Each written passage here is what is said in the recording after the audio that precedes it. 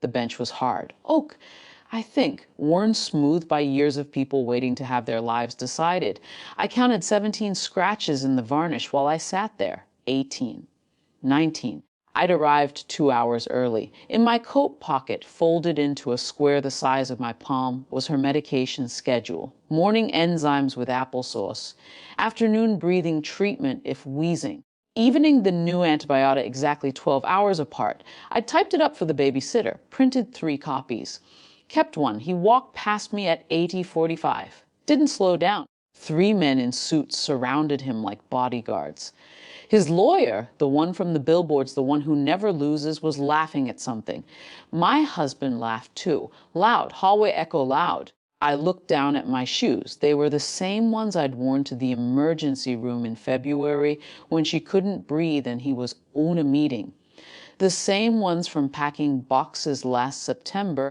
After he stood in the kitchen doorway and said, "I want everything. Get out of my house. I don't need you and your stinky sick daughter," I'd put the boxes down, looked at him, said, "Okay." That was the moment he stopped seeing me. The Guardian ad litem report had been filed 4 months earlier. I never mentioned it, never threatened him with it, never let him see me read it. The investigator had interviewed teachers, doctors, neighbors. She'd reviewed bank statements and phone records and prescription histories. She'd watched how he interacted with our daughter during the 2 hours per week he requested.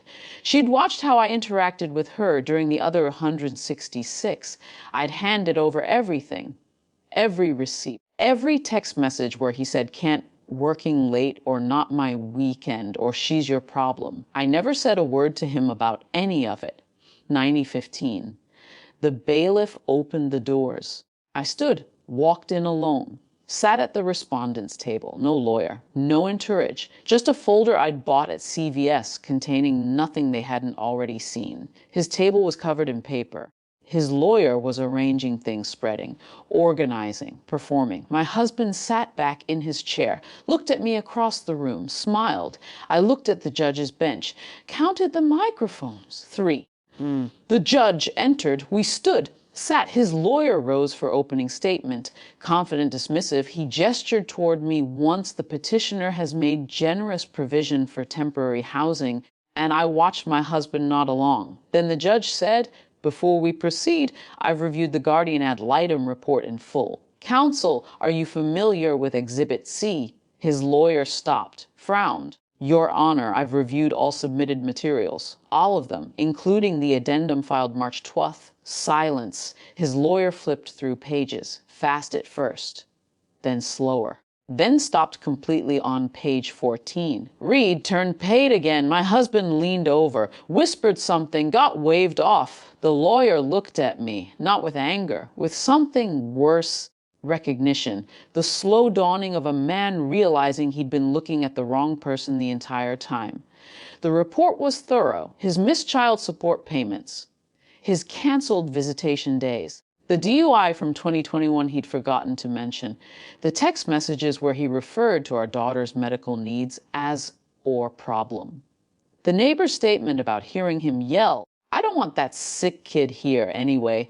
And underneath all of it, the quiet accumulation, 187 days of medical appointments I'd taken her to alone, 42 nights I'd slept on a cot in her hospital room, 14 specialist consultations, 3 surgeries, 1 feeding tube, all documented, all witnessed, all mine. His lawyer tried to object, tried to argue procedure, tried to request continuance. The judge denied everything. When she ruled, primary custody to mother, marital home to mother, sole medical decision making to mother, my husband stood up, said something I didn't catch. His lawyer put a hand on his arm, shook his head. The small shake that means it's over.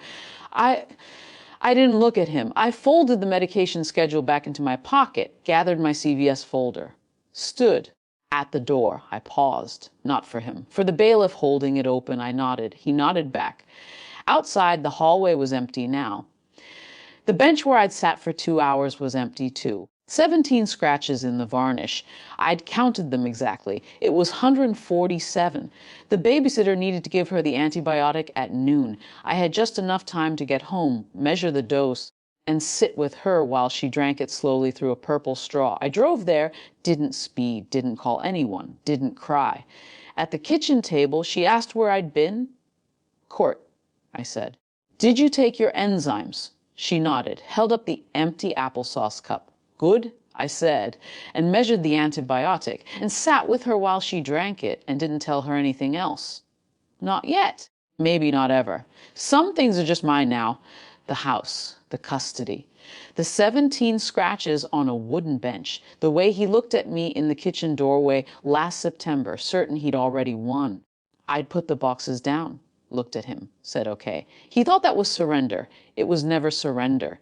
It was just me counting.